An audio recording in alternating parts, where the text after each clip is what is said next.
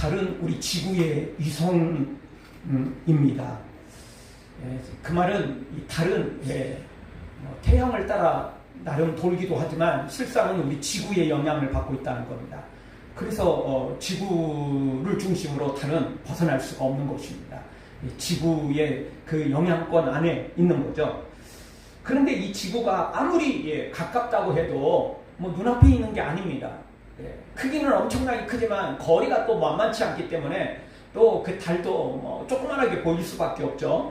그런데 그 달이라 할지라도 아무리 가까운 지구에서 제일 가까운 곳이라 할지라도 우리 눈으로 확인하기 사실 불가능한 일입니다. 그러면 저녁에 보름달이 뜨고 뭐 반달이 뜨고 이런 것들을 확인하는 이유는 뭡니까? 태양 때문입니다. 태양의 빛을 받으면 달이 그렇게 보이는 겁니다. 온전히 받으면 보름달이 되는 거고요. 반쪽만 받아서 우리에게 비춰주면 반달이 되는 것입니다. 또는 좀 뭐 초승달이 되기도 하고 뭐 이러는 거 아니겠어요? 그러니까 달 스스로는 이 발광체가 아닙니다. 태양의 빛을 받아야만 달이 우리에게 비춰주는 것입니다.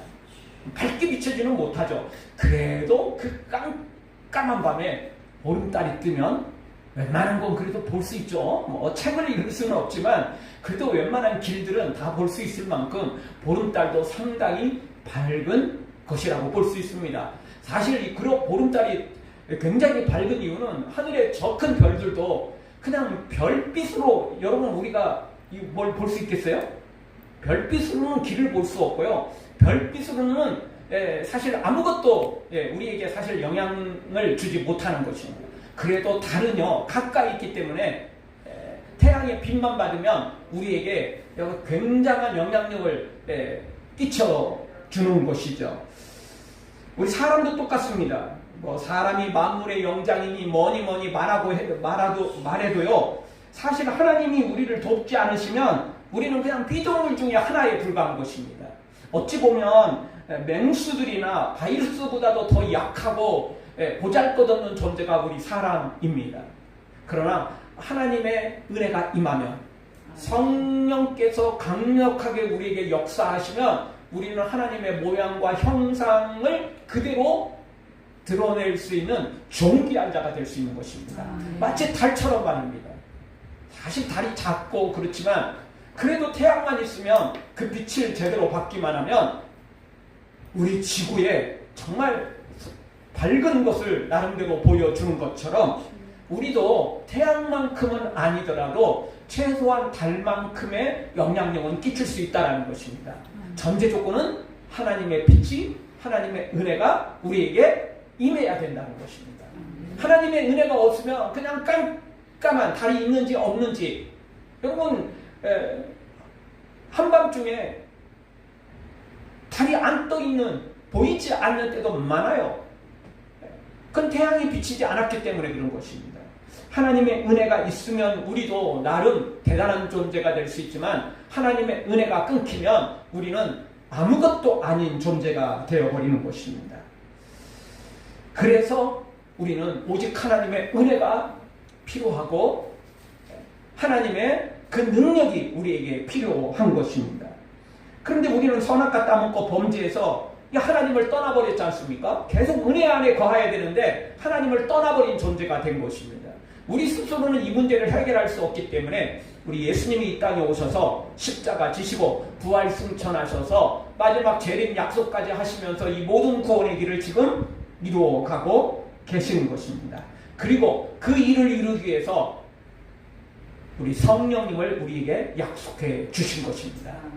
그래서 우리에게 성령님이 임하지 않으시면 이 모든 것들을 진행해 갈 수 없는 것입니다.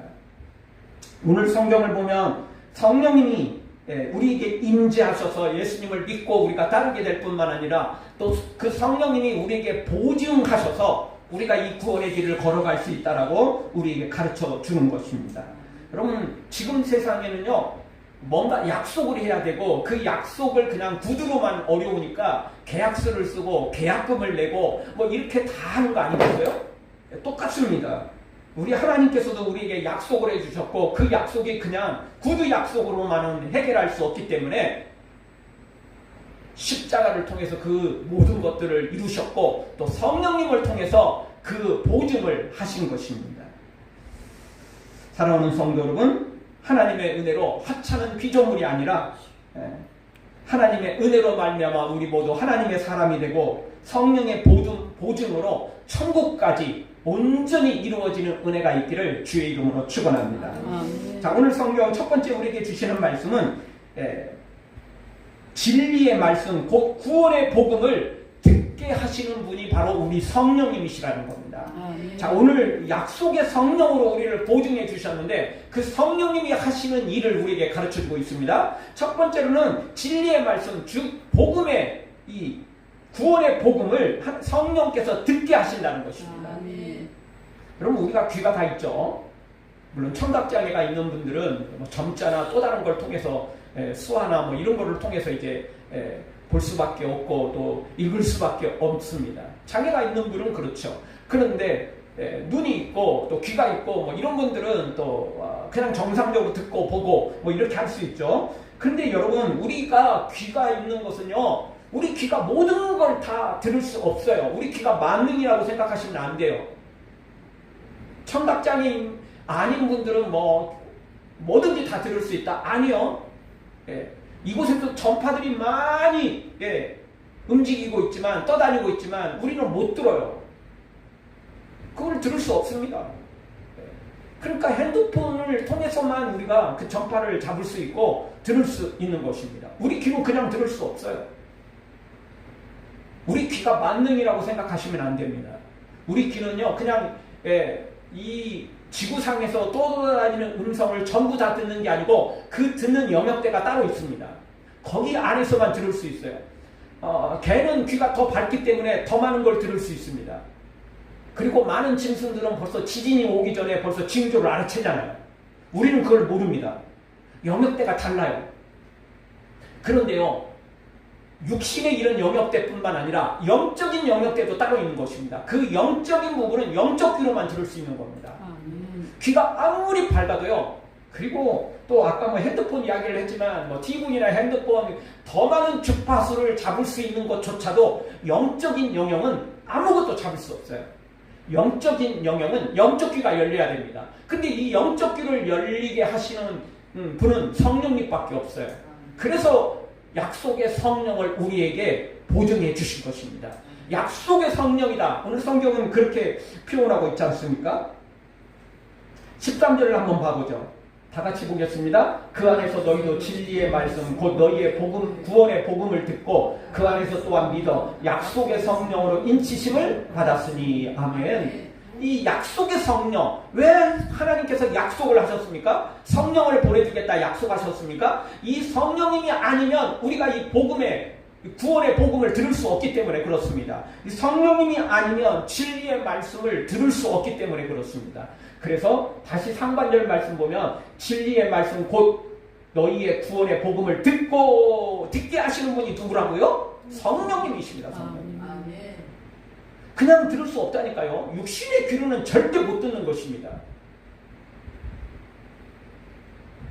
나 들었는데 전도하는 것도 듣고 설교도 듣고 뭐 예수 믿어라, 천국과 지옥 있다, 뭐 나 다 들었는데 세상 사람도 그렇게 이야기할 것입니다. 근데 그건 듣는 게 아니에요. 한 귀로 듣고 한 귀로 흘리는 건 듣는 게 아닙니다. 듣고 깨닫지 못하는 것은요, 듣는 게 아니에요. 여러분, 우리가 영어를 모른다, 러시아를 모른다, 뭐 일본어를 모른다, 중국어를 모른다, 모르는데 뭐 들으면 뭐 알겠습니까? 그건 듣는 게 아니에요. 그 언어를 알아야 듣는 거 아니겠어요? 그냥 적당히 몇 개의 문장은 따라할 수 있을지 몰라도 그 말이 뭔 뜻인지를 모르잖아요. 그건 듣는 게 아닌 거예요. 천국과 지옥이 있다, 뭐 예수님 뭐 이야기를 듣는다 할지라도 전혀 깨닫지 못하면 그건 듣는 게 아닌 것입니다. 성령님이 임해야만 들을 수 있는 것입니다. 그것을 깨달아 알 수 있는 것입니다. 로마서 10장 17절에 가보면 믿음은 들음에서 난다, 이렇게 분명히 소개하고 있죠. 믿음은 들음에서 나며 들음은 그리스도의 말씀으로 말미암느니라. 믿음의 시작은 들음에서 나는 거예요. 어떤 걸 들어야 돼요?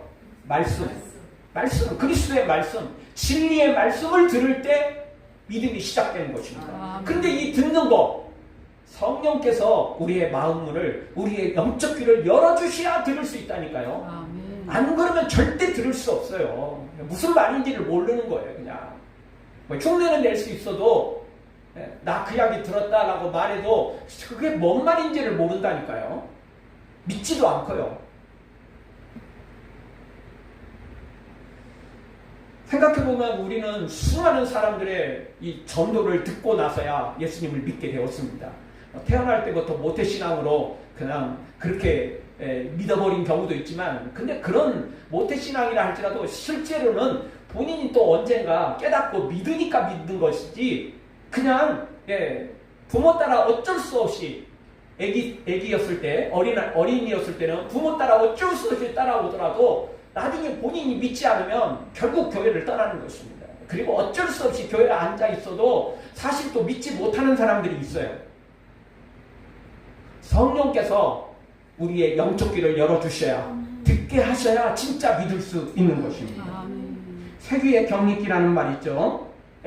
그렇게 듣는 것은 아무런 의미가 없는 것입니다. 정말 성령께서 우리의 귀를 열어주셔야 우리가 듣게 되는 것입니다.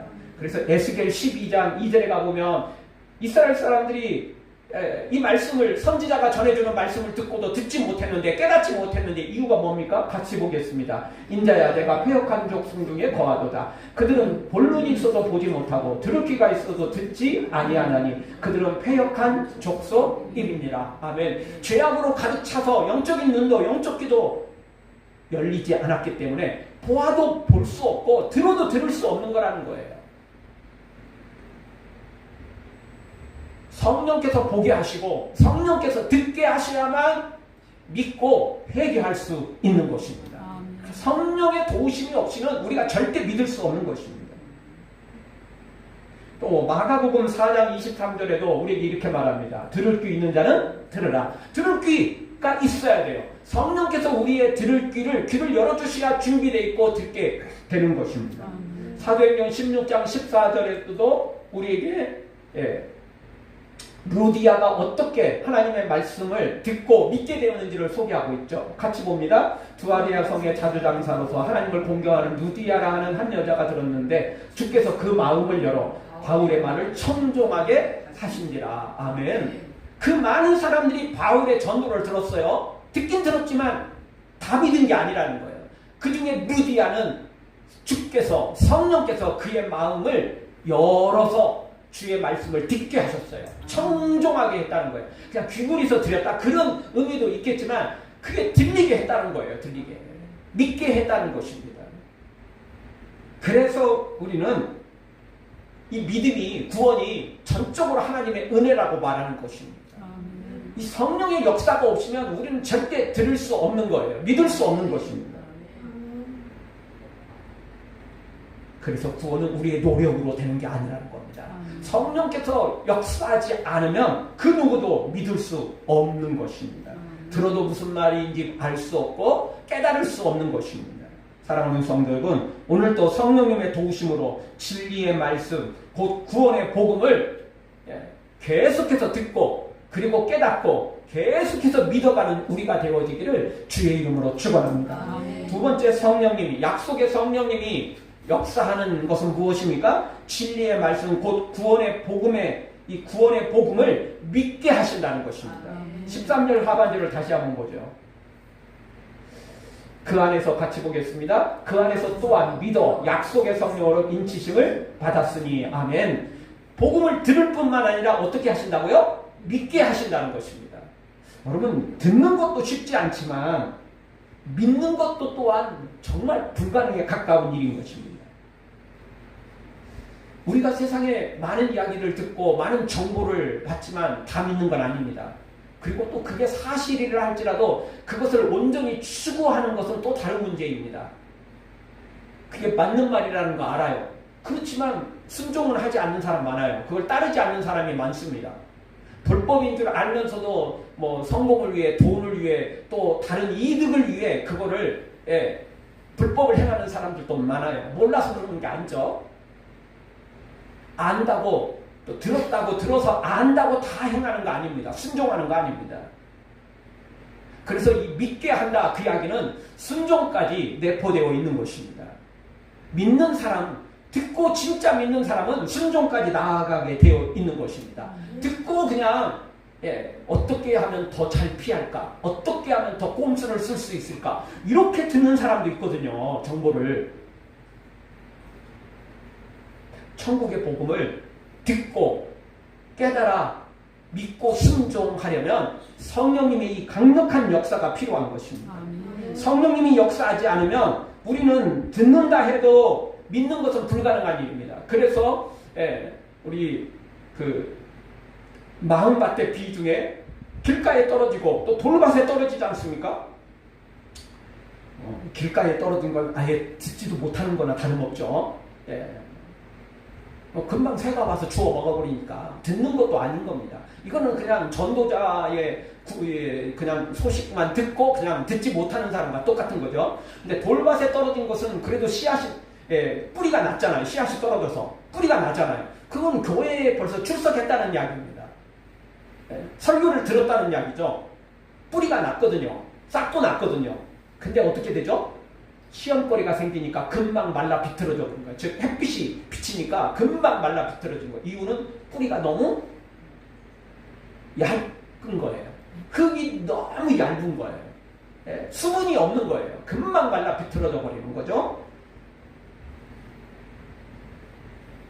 또 어찌어찌 해서 가시떨기처럼 어떻게 열매를 맺는 것처럼 보이지만 실상은 열매가 맺는 것처럼 보일 뿐이지 실상 온전한 열매는 아니지 않습니까?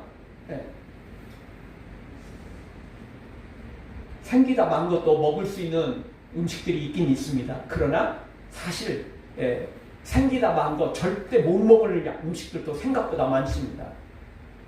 온전히 열매를 맺어야만 먹을 수 있는 것들이 많습니다. 영적인 열매도 똑같은 것입니다. 우리가 이렇게 열매 맺지 못하는 것은 끊임없이 사탄이 우리를 유혹하기 때문에 그렇습니다. 사실 믿는 우리도 우는 사자와 같이 삼킬 자를 두루찾고 있는데 믿지 않는 자들을 사탄이 그냥 내버려 두겠어요? 그래서 네 알아서 해라. 교회 가도 괜찮아. 믿어도 괜찮아. 사탄이 이렇게 자유롭게 우리를 놔두겠습니까? 믿는 우리도 할 수만 있거든. 하나님에게서 떨어뜨리려고 하는데 믿지 않는 자들을 그냥 내버려 두겠어요? 절대 사탄이 그렇게 내버려 두지 않습니다. 그래서 믿는 게 어려운 것입니다. 사실 사탄이 그렇게 시험하지 않아도 우리는 믿기가 마냥 쉬운 것만은 아닙니다. 왜냐하면 이미 우리는 선악과 따먹고 죄인이 되어버렸으니까. 그런데 거기다가 사탄이 또 시험을 하니까, 사탄이 유혹을 하니까, 사탄이 방해를 하니까 당연히 열매를 맺기가 거의 불가능한 일이라고 말할 수 있는, 아니 거의가 아니고 100% 불가능한 일인 것입니다. 그래서 성령님이 우리의 영적 귀를 열어 듣게 하셔야 되고 마음문을 열어 깨달아 알고 믿게 하셔야만 우리가 믿고 순종하고 따를 수 있는 것입니다. 여러분, 우리가 밥 먹었다고 다 소화시킵니까? 어떤 경우에는 체해가지고 다 넘기는 경우도 있어요. 때로는 우리가 제대로 이 위에서 제대로 장에서 소화시키지 못하고 문제가 생겨서 그냥 설사로 그냥 다 쭉쭉 내버려 버리는 경우도 있습니다. 이렇게 세상의 음식도 우리가 육신으로 먹고 소화를 시키는 것도 마냥 쉬운 것만은 아닌 것입니다. 건강할 때 아무 문제 없지만 내 몸이 약해지고 또 이 여름에 약간의 좀 상한 음식을 먹거나 식중독이 있는 그런 음식을 먹었을 경우는 큰일 나지 않습니까? 영적인 것도 똑같아요. 우리가 선악과 따먹고 우리는 죄인이 되어버렸다고요. 그래서 이미 면역력이 떨어져 있고요. 이미 우리는 죄인이라고요. 그래서 어떤 말씀도 제대로 어떤 음식도 영적인 음식을 우리가 제대로 들을 수가 없고 먹을 수 없고 소화시킬 수 없는 거예요. 성령님이 역사하지 않으면 안 된다는 것이죠. 그래서 우리가 위가 약한 사람들은 음식 먹고 소화제 먹는 거 아니겠어요? 또 장이 또 탈이 난 사람들은 또 거기 약을 먹어야만 되지 않겠습니까? 영적인 것도 똑같습니다. 성령께서 듣게 하시고 믿게 하셔야만 우리가 들을 수 있고 깨달을 수 있고 믿을 수 있고 순종할 수 있는 것입니다. 그래서 고린도전서 12장 보면 은사, 성령의 은사가 나오는데 그 은사 중에 하나가 뭐죠? 믿음의 은사입니다. 믿음도 은사예요. 성령이 역사하지 않으면 믿을 수 없다니까요. 물론 믿음에도 단계가 있습니다. 믿음이 약한 사람이 있고 나름 괜찮은 믿음이 있고 정말 큰 믿음도 있죠. 예수님께서 몇 명한테는 이 믿음이 크도다 이렇게 칭찬을 하셨지 않습니까? 큰 믿음이 있는 사람들이 있어요. 믿음도 은사인 것입니다. 물론 우리가 놀고 있으면 자동으로 성령의 은사가 임하는 건 아닙니다. 하나님은 은혜 줄 자에게 은혜를 주고 하나님은 복을 줄 자에게 복을 주시는 분입니다. 자격 없는 자에게는 절대 돼지에게는 진주를 주지 않으니까. 그러니까 그만큼 소원하고 성령님을 사모하고 약속의 말씀을 믿으려고 몸부림치고 그리고 간절히 사모하는 자에게 또 그렇게 성령이 강력하게 임재하시는 것입니다. 근데 많은 사람들은 그 성령을 외면해버리죠. 그 성령을 반기지 않고 도리어 대적해버립니다. 오늘 우리는 이 약속의 성령을 다시 한번 기다려야만 되는 것입니다. 그 성령이 역사하셔야 우리가 믿을 수 있고 그리고 온전히 순종할 수 있기 때문에 그렇습니다. 여러분 우리가 이 진리의 말씀을 듣고 믿는 순간 성령께서 또 역사하시는 게 있는데요. 그거는요. 약속의 성령님이 인치셨다는 것입니다. 13절 하반절 약속의 성령으로 인치심을 받았으니 이렇게 표현하고 있죠. 이게 인쳤다라는 말은 주님께서 이제 보증을 하셨다 그런 의미인데요. 도장을 찍었다 그 이야기입니다. 계약서에 도장을 찍었다는 것입니다. 구두 약속을 끝난 게 아니에요. 성령으로 그것을 속된 말로 빼도 박도 못하게 도장을 꽝 찍어 놓은 것입니다. 그래서 이 인쳤다라는 말은 여러 가지 의미가 있겠지만 너는 내 것이다 라고 도장을 꽝 찍어버린 것입니다. 이 소유의 표시죠. 우리는 이제 죄의 종이 아니고 사탄의 종이 아니고 성령의 종이다. 이렇게 소유의 표시가 바뀌어져 버린 것입니다. 그리고 단순히 하나님의 종으로 또 끝나지 않고 하나님은 우리를 구원하셔서 하나님의 친백성이 되도록 만드신 것입니다. 그래서 우리는 하나님을 아바 아버지라고 부르는 겁니다. 그냥 종으로 하나님을 부르는 게 아니라 하나님의 자녀로 하나님을 부를 수 있도록 우리가 친백성이 되어버리는 것입니다. 더불어 세상 끝날까지 우리를 지키겠다는 보호의 표시이기도 하는 것입니다. 내가 세상 끝날까지 너희와 항상 함께 하겠다. 이 약속의 말씀 바로 성령님으로 말미암아 그 약속의 도장이 꽝 찍힌 것입니다. 그런 의미가 여기에 담겨져 있는 것입니다. 그러니 우리는 이 성령님을 끝까지 믿고 따라야 되는 것입니다. 여러분 계약서에 도장이 꽉 찍고 또 설사 계약금을 냈다 할지라도 그게 완전히 내 소유가 되려면 어떻게 해야죠? 잔금까지 치러야 돼요. 계약금 냈다고 다 내 것입니까? 계약금 내고요. 잔금을 못 치워가지고 문제가 생기는 경우 있어요. 도장 찍겠다고 다 끝난 거 아니에요. 완전히 계약금뿐만 아니라 완전히 잔금까지 다 치러야 내 이름으로 등록이 되는 것입니다. 그 전까지는 온전히 내 것이 아니에요. 믿음으로 시작했다고 모든 게 내 것입니까? 아니거든요. 성령께서 끝까지 우리를 붙잡아 주셔야만 마지막 잔금까지 다 치루어지고 온전히 그 계약이 성취되는 것입니다. 근데 우리는 믿음으로 시작했어도 흔들릴 때 많잖아요. 시험 들 때 많잖아요. 낙심하고 좌절할 때도 많잖아요. 그때 성령께서 역사하신다는 것입니다. 그래서 우리는 은혜가 아니면 구원을 받을 수 없다.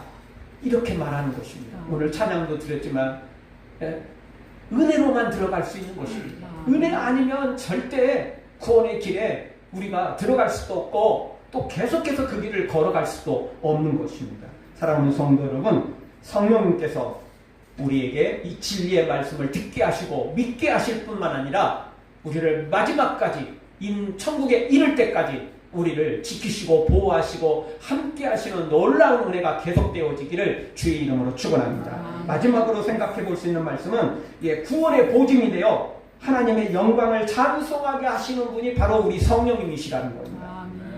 14절을 한번 다 같이 보겠습니다. 이는 우리의 기업의 보증이 되사 그 얻으신 것을 속량하시고 그의 영광을 찬송하게 하려 하심이라. 아멘. 이미 말씀드렸던 것처럼 성령님이 우리의 보증이 되셨다고 그랬죠.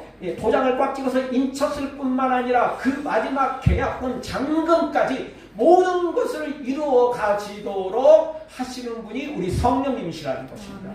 보증이 됐다는 거예요. 여러분, 계약서만 찍고 그냥 끝나는 경우도 있지만요, 그것만 갖고 안 되는 경우도 있어요. 보증이 필요해요. 보증. 옛날에 하일이가 과학고 다닐 때 미국으로 학교 수학여행이 있었어요. 그쪽 애들은 좀 그렇게 가죠. 국내가 아니고 멀리 갔을 때가 있었는데, 그게요, 단순히 그냥 갈 수 있는 게 아니더라고요. 그때 필요한 서류가 있었는데요, 일부분 재산세를, 세금을 내는 증명서가 필요해요. 근데 저는 이제 그때는 이제 목회자들은 세금을 안 내던 때였잖아요. 그래가지고 아무것도 세금이 낸 게 없어요. 저는 저 사람이 조금 아르바이트를 했긴 했지만 그때는 또 되게 또 약했어요. 저보다 그게 안 됐어요. 그래서 이제 파이리한테는 작은 아버지죠. 막내한테 이제 그 부탁을 해가지고 그 서류들이 많아요. 그 세금 관련 그런 것들이 있어야 돼요. 그리고 그 전에요, 그 막내가 또 옛날에 그 미국에 갔을 때가 있었거든요. 그때는 이제 그때도 보증이 필요하더라고요. 그래서 그때 필요했던 것은 뭐 세금 분야는 아니었어요. 왜냐하면 그때 제가 해줬거든요. 일정 부분의 그 통장에 금액이 있었어야 돼요. 그래서 제가 그때 가지고 있었던 돈들을 그냥 여기저기 흩어져 있는, 뭐 많지도 않지만 그래도 그것들을 모아가지고 한 통장에 그냥 고스란히 그걸 넣었어요. 그래서 그 문제가 해결된 거예요. 여러분, 세상에서도요, 보증이라는 게 있어요. 옛날에는 보증 문제 때문에 아주 그냥 집안이 거덜나는 경우도 많았잖아요. 이제 그런 보증은 거의 이제 없어졌지만, 그럼에도 불구하고 이게 해외에 나갈 때, 특별히 미국 쪽에 무슨 일을 할 때요, 그 보증이 필요하더라고요. 왜냐하면 이유가 뭐냐면 거기 들어가가지고 꽁꽁 숨어버리는 경우가 생기거든요. 그것 때문에 그런 거예요. 문제가 생기면 보증해줄 사람이 필요한 거예요. 그 사람을 미국 자체로서는 보증을 할 수가 없다고 여기는 거예요. 네가 거기 우리 땅에 들어와가지고 꽁꽁 숨어버리면, 그래서 이민 불법 체류죠. 이렇게 하면 쉽지 않으니까 보증인을 세우는 거예요. 다시 돌아와야만 된다는 보증인이 필요한 것입니다. 성령께서 바로 그 일을 하신다는 것입니다. 우리 스스로는 보증할 수 없기에 성령께서 그 보증인이 되시는 것입니다. 성령이 아니시면 이 보증인이 될 수가 없어요. 성령님이 아니면 우리는 정말 제대로 이 계약을 이행할 수 없는 것입니다. 사실 맞지 않습니까? 우리는 종종 시험에 들고 종종 좌절하고 낙심하고 심지어 불평, 원망 얼마나 많이 쏟아냅니까? 성령께서 역사하시는 것입니다. 자, 성령님이 하시는 일 중에 로마서 8장 26절, 우리가 잘 아는 말씀 중에 하나죠. 같이 보겠습니다. 이와 같이 성령도 우리의 연약함을 도우시나니 우리가 마땅히 빌 바를 알지 못하나 오직 성령이 말할 수 없는 탄식으로 우리를 위하여 친히 간구하시느니라. 아멘. 우리가 제대로 기도하지 못할 때, 우리가 정말 제대로 믿음으로 살지 못할 때, 그때 성령께서 어떻게 하신다고요? 말할 수 없는 탄식으로 우리를 위해서 친히 간구하신다는 거예요. 우리가 열심히 기도해가지고, 우리가 열심히 잘 믿어가지고 우리 이렇게 믿음의 길을 걷는 게 아니고, 우리가 시험에 들었을 때 우리 스스로는 이겨낼 수 없는데 그때 바로 성령께서 말할 수 없는 탄식으로 우리를 위해서 친히 간구하셨다라는 거예요. 그 착각에 빠지면 안 돼요. 내가 뭐 의지가 좋고 결단력이 좋고 나는 뭐 정말 결심 한번 하면 목에 칼이 들어와도 나는 뭐 지키는 사람이야. 내 눈에 흙이 들어오기 전까지는 나는 내 약속을 지키는 사람이야. 100번 그렇게 장담해봤자 베드로처럼 다 버릴지라도 나는 주님을 버리지 않겠습니다. 장담해도 소용없어요. 소용없습니다. 인간의 의지로는, 인간의 결단으로는 이걸 지킬 수 없어요. 그럴 때 누가 하셨다고요? 성령께서 말할 수 없는 탄식으로 우리를 위해 친히 강구하셨다라는 거예요. 성령님이 보증인이 되셨거든요. 그래서 우리를 도우시는 거예요. 내가 할 수 없을 때 성령께서 대신 돕겠다라고 보증하신 거예요. 보증. 그러니까 이 성령님이 아니면 절대 우리는 들을 수도 없고 믿을 수도 없고 또 믿었다고 해서 계속해서 그 믿음의 길을 걸어갈 수도 없는데 위험한 순간에 내가 할 수 없을 때 성령께서 보증인이 되셔서 우리를 도와주고 계셨다는 것입니다. 그래서 우리가 이렇게 믿음을 갖고 있는 거예요. 계속 이렇게 믿음의 길을 걷는 거예요. 그래서 성경은 섰다고 하는 자는 넘어질까 조심하라고 말했잖아요. 자기가 믿음 있는 채 하고 잘 믿은 것처럼 보였고 예수님의 이름으로 기적을 행하고 마치 발람 선지자처럼 기적을 행하기도 하고 솔로몬처럼 하나님을 만나고 체험하고 성전도 건축해 봉헌해 드리고 봉사도 헌신도 기적도 치유의 은사도 나타나고 예언의 은사도 나타나고 많은 은사들을 체험하지만 그러다가 나중에 이단으로 빠진 사람들도 많잖아요. 그게 자기가 믿어서 똑똑하고 잘나서 믿었다고 생각하기 때문에 교만에 빠지기 때문에 그런 일이 벌어진 거죠. 끝까지 성령님을 의지할 때 내 공로가 아니고 오직 성령의 도우심 때문이다 고백할 때, 그리고 그 성령님을 끝까지 의지할 때에 우리의 믿음이 끝까지 유지되는 것입니다. 성령을 거부하는 순간, 성령을 회방하는 순간, 성령님을 외면하는 순간 우리는 큰일 나는 것입니다. 그래서 오늘 성경은 약속의 성령을 말씀하고 있고 그 약속의 성령이 우리에게 오셔서 듣게 하시고 믿게 하시고 마지막 보증까지 되셔서 내가 흔들릴 때 나를 붙잡아 주시고 내가 방황할 때 주님을 향하도록 우리 성령님이 역사하시는 것입니다. 사랑하는 성도 여러분, 이 약속의 성령, 이 약속의 성령을 계속해서 사모하시고 절대 그 약속의 성령을 외면하지 마시고 적대하지 마시고 교만하지 마시고 끝까지 약속의 성령을 기다리고 그 성령님과 동행해서 우리 천국에 이를 때까지 그 성령님과 함께 승리의 길 걷기를 주의 이름으로 축원합니다.